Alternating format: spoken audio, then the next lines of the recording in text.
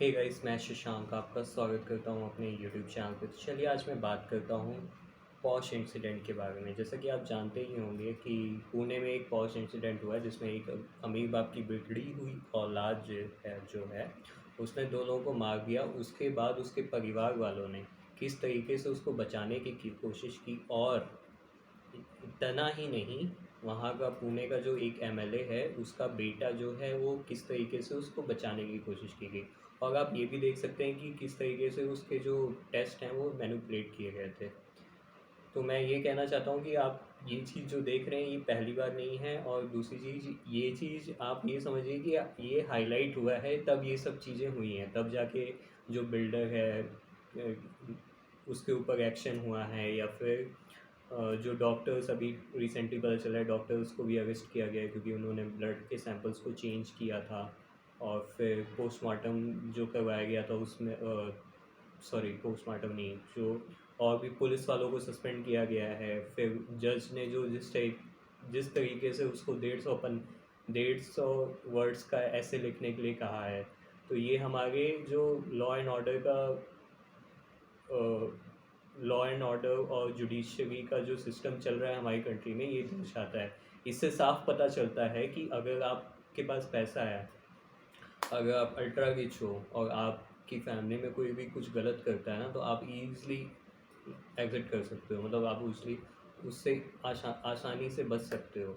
ये वाला केस इसलिए हाईलाइट हो गया क्योंकि ये सोशल मीडिया में वायरल हो गया, और इसमें बहुत बड़े-बड़े लोगों को इन्वॉल्व थे। उनको उनके साथ जो हुआ वो आप जानते ही हैं। इवन समझिए कि उसका लड़के का दादा जो है उसने लड़के को छुड़वाने में हेल्प की थी। और मुझे लड़के के दादा से एक बात और याद आई कि आपको पता होगा कि निर्भया का, मतलब इसमें निर्भया का तो मुझे नहीं जोड़ना चाहिए, बट निर्भया का जो कांड हुआ था, निर्भया कांड, उसमें भी जो है एक लड़का जो है, आपको याद होगा, वो बच गया था। और वो कैसे बचा था? उसकी जो दादी थी उसके एज सर्टिफिकेट को उसने मॉडिफाई करवा दिया था, जिसकी वजह से वो बच के निकल गया था।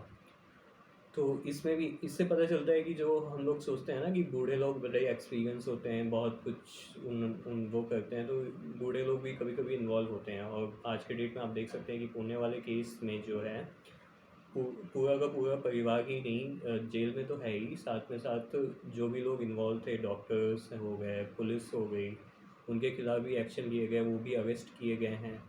और एक और ये भी चीज़ है कि आगे चलकर ऐसा ना हो तो हम क्या कर सकते हैं, या फिर और लोग क्या कर सकते हैं। तो इसका सबसे अच्छा उदाहरण यही है कि रिकॉर्डिंग्स करना स्टार्ट कीजिए, हर जगह सर्विलांस होना चाहिए। और ऐसा नहीं है, अभी तो ये भी केस हो सकता है कि लोग ये सब ऐसी जगह पे करें जहाँ पे रिकॉर्डिंग्स ना होती हों। और एक बात मैं ये भी कहना चाहता हूँ कि कहीं ना कहीं जो कपल्स थे या फिर जो फ्रेंड्स थे जिनकी डेथ हुई है, उनके लिए मैं प्रार्थना करता हूँ उनकी आत्मा को शांति हो। बट उनकी गलती ये थी कि उन्होंने भी हेलमेट नहीं लगाया, क्योंकि जो भी डेथ हुई है वो सिर पे चोट लगने की वजह से हुई है। और बता गए थे कि जो लड़की है वो 20 फीट ऊपर तक उड़ी थी और फिर गिरी और फिर उसकी डेथ हुई है। वो उसकी डेथ इमीडिएटली थी और लड़के की डेथ कुछ टाइम के बाद हुई, वो हॉस्पिटल पहुंचने के बाद हुई। तो कहीं ना कहीं हेलमेट भी हमको ध्यान में रखना चाहिए, हेलमेट हमेशा हमको पहनना चाहिए। कोशिश करिए। और कभी भी ये मत सोचिए कि मुझे पास में ही जाना है, मैं क्यों हेलमेट पहनूँ। पहनिए, वो चीज़ अच्छा है, क्योंकि देखिए देखा जाए तो जो कपल्स थे उनकी बिल्कुल भी गलती नहीं थी। गलती किसकी थी? कार वाले की थी। आज अगर ये सोशल मीडिया में वायरल नहीं होता ना, ईज़िली वो बंदा निकल जाता। और मैं ये भी नहीं कह सकता कि आगे चलकर ऐसा कुछ होगा नहीं, आगे चलकर भी ऐसा कुछ होगा तो आसानी से जो पैसे वाला बंदा है वो 2-4 करोड़ रुपए खर्च करेगा, सबको अपने फेवर में करेगा। 2 लोगों की जान गई, उससे मुझे फ़र्क नहीं पड़ता है। मेरा मेरा बच्चा या मेरा भाई या कोई भी रिश्तेदार है वो बच जाएगा। तो ये चीज़ नहीं होनी चाहिए। और ये हमारी कंट्री के सिस्टम को दिखाता है कि किस तरीके से सिस्टम पूरी तरीके से खोखला है, और सब लोग लग जाते हैं। अगर मतलब आज के टाइम में मुझे तो ये लगता है अगर ये चीज़ 15 साल पहले हुई होती तो शायद इतना मैटर वो नहीं होता, क्योंकि कहीं न कहीं सोशल मीडिया जो होता है वो उसका जो कंटेंट होता है बहुत तेज़ी से वायरल होता है, लेकिन जो भी आपका मीडिया उस टाइम रहा रहेगा, या 10-15 साल पहले जब सोशल मीडिया इतना फेमस नहीं था, उसके बाद भी इतना फेमस, मतलब इतना जो एक्शन होगा होता वो नहीं होगा था, क्योंकि वो पैसे सोशल मीडिया चैनल्स को भी खिला दिए जाते हैं। तो सोशल मीडिया का बहुत बड़ा योगदान था।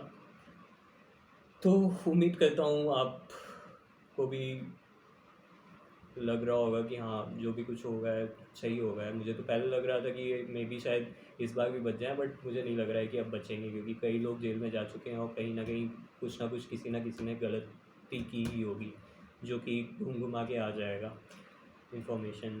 तो जो भी जैसा भी हो, आप मेरे कमेंट बॉक्स पे ज़रूर लिखिएगा। चलिए बाय बाय।